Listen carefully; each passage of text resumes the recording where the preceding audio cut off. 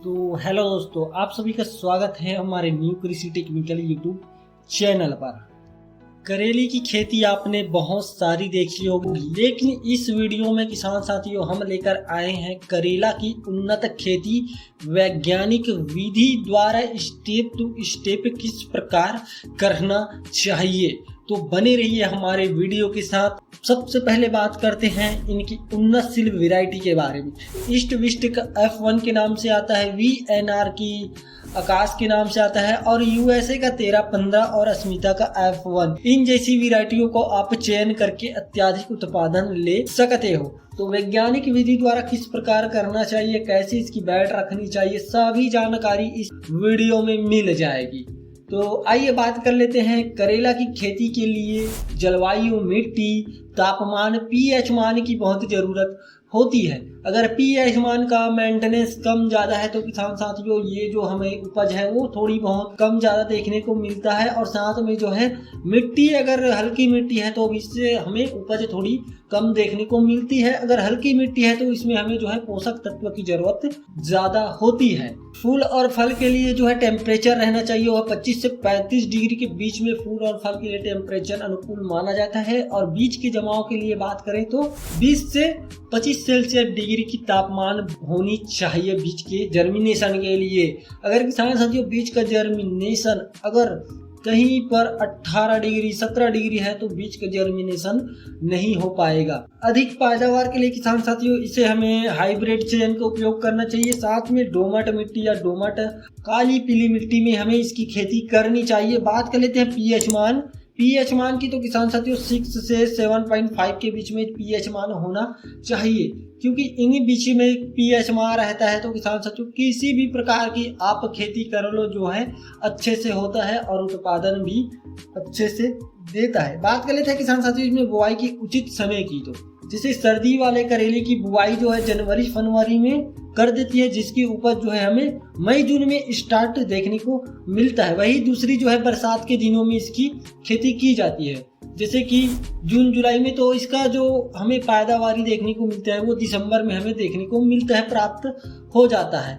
बात कर लेते हैं इसमें खेत की तैयारी किस प्रकार करें। तो किसान साथियों खेत में तैयारी करते समय हमें मुख्य जो बात ध्यान में रखना है वो है किसान साथियों कि पहले जो हम लगाए थे उसका कोई पौधे का अवशेष नहीं होना चाहिए। अगर पौधे का अवशेष है किसान साथियों तो उसे बाहर निकाल लीजिए, साफ सुथरा कर लीजिए, ताकि जो हमारे पौधे हैं करेले की खेती कर रहे हैं तो उसमें जो है हमें जो है बीमारी का प्रकोप कम देखने को मिले, साथ में रोग का भी प्रकोप कम देखने को मिले।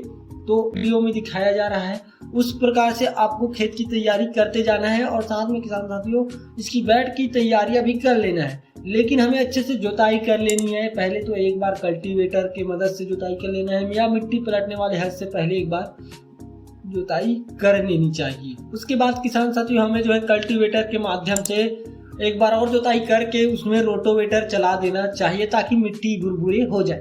या ध्यान रखिए जब बैठ की तैयारियां करने स्टार्ट करते हैं तो किसान साथियों उस समय DAP 50 किलोग्राम ले लेना है, MOP 50 किलो ले लेना है और यूरिया कम से कम 50 किलो आपको ले लेना है प्रति हेक्टेयर के हिसाब से। तो बैठ की तैयारी के लिए किसान साथियों बैठ की जो चौड़ाई रहनी चाहिए वो बैठ 3 फीट की होनी चाहिए, बैठ की जो चौड़ाई है। और बैठ से बैठ की जो दूरी है 5 फीट की होनी चाहिए, और बैठ की ऊंचाई जो है 1 फीट होनी चाहिए, ताकि जो है हमें अच्छे उत्पादन देखने को मिले। और जो है किसान साथियों अगर बैठ की दूरी अच्छी रहती है तो रोग लगने की थोड़ी सी चांस कम रहता है। तो बैठ की दूरी जो है थोड़ी गैप बनाकर रखनी चाहिए। वही हम बात कर लेते हैं अगर मैं मैक्रोन पेपर या मल्चिंग पेपर की यूज करते हो तो किसान साथियों मल्चिंग पेपर जो 25 माइक्रोन के ले सकते हो और ड्रिप इरिगेशन 16 mm की आप ले सकते हो। मल्चिंग पेपर की एक खासियत है किसान साथियों, इसमें अगर हम मल्चिंग पेपर की वही बात कर ले हेक्टेयर में इसकी, तो कम से कम लागत 4 से 5 हजार के बीच में आता है। लेकिन किसान साथियों ये जो लागत आता है वो हमें कम लगता है। खरपतवार नियंत्रण के लिए आप मजदूर लगाते हो तो उसमें कई ज्यादा आपको उससे भी ज्यादा पैसा खर्च हो सकता है। तो मल्चिंग पेपर अवश्य लगाइएगा, इससे भी हमें 2 फायदा होता है। एक तो है खरपतवार मुक्त रहता है खेत, और दूसरा जो है किसान साथियों रोग लगने की चांस जो रहती है वो कम से कम 60% आराम से घट जाता है। तो मल्चिंग पेपर का आप यूज जरूर कीजिएगा। बात कर लेते हैं किसान साथियों बीज की मात्रा। तो 1 एकड़ में 500 ग्राम बीज उपयुक्त रहता है और साथ में इसमें जो है हमें, अगर आप हाइब्रिड का चयन करते हो, बीज का चयन करते हो किसान साथियों, तो उसमें जो है बीज उपचार पहले से हुआ रहता है। अगर आप और करना चाहते हो तो 2 ग्राम बाविस्टिन ले लेना है और साथ में आपको कम से कम 1 किलो बीज को आपको उसमें घोल कर रख देना है कम से कम 18 से 24 घंटे के लिए। बात कर लेते हैं पौधे से पौधे की दूरी। तो 2 फीट रखनी चाहिए और लाइन से लाइन की जो दूरी है 5 फीट रखनी चाहिए। इसे मंडप विधि से भी खेती की जा सकती है, नॉर्मल विधि से भी खेती की जा सकती है और लाइन टू लाइन विधि से भी इसकी खेती की जा सकती है। सबसे मेन इंपॉर्टेंट बात जो होता है किसान साथियों वो है सिंचाई। तो सिंचाई किसान साथियों हमें जो है पहले बीज रोपाई के जस्ट बाद हमें पहला सिंचाई दे देना चाहिए। वही बात कर लेते हैं, अगर आप फ्लैट इरिगेशन से सिंचाई करते हो तो 7 से 8 दिनों में, अगर आप जनवरी फरवरी में खेती करते हो तो 7 से 8 दिनों में इसके लिए आपको सिंचाई देनी पड़ेगी। वही ड्रिप इरिगेशन से बात करें तो 2 से 4 दिनों के अंदर में 2-2 घंटे आपको सिंचाई देनी होगी।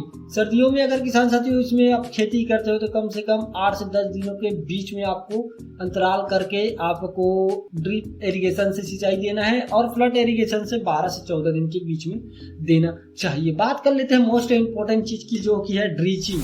ड्रिचिंग बहुत जरूरी होती है किसान साथियों करेली की खेती में। तो फर्स्ट ड्रिचिंग जो है किसान साथियों ह्यूमिक एसिड 500 ग्राम, कॉपर ऑक्सीक्लोराइड जो है WS में आता है 50% वाला वो 500 ग्राम और NPK 1 किलो आपको ले लेना है 19-19 वाला। साथ में किसान साथियों इसे 200 लीटर पानी में घोलकर आप प्रति एकड़ के हिसाब से ड्रिचिंग कर सकते हो। उसी प्रकार से आपको डिस्प्ले में दिखाया जा रहा होगा, दूसरा तीसरा इन ड्रिचिंग कर सकते हो। बात कर लेते हैं इसमें जो लगने वाला मुख्य प्रकार के रोग होते हैं किसान साथियों, जैसे कि इसमें हमें बहुत सारा रोग देखने को मिलता है, जैसे कि रेड बिल्ट, पाउडर म्यूड्यूल, एंथ्रेक्नोज, फल छेदक, एफिड, जैसिड, माहू, इन सभी का प्रकोप होता है किसान साथियों। तो आपको इसको प्रॉपर स्प्रेइंग सुडोमोनास प्रथम स्प्रे 15 से 20 दिनों में मैकोजे 75% 40 ग्राम और 505 जो कीटनाशक होता है 25 ml और सब साथ में सिलिकॉन चिप को आपको ले लेना है 5 ml। तो पहला स्प्रे इस प्रकार कर सकते, दूसरा जो स्प्रे 30 से 35 दिनों में, तीसरा,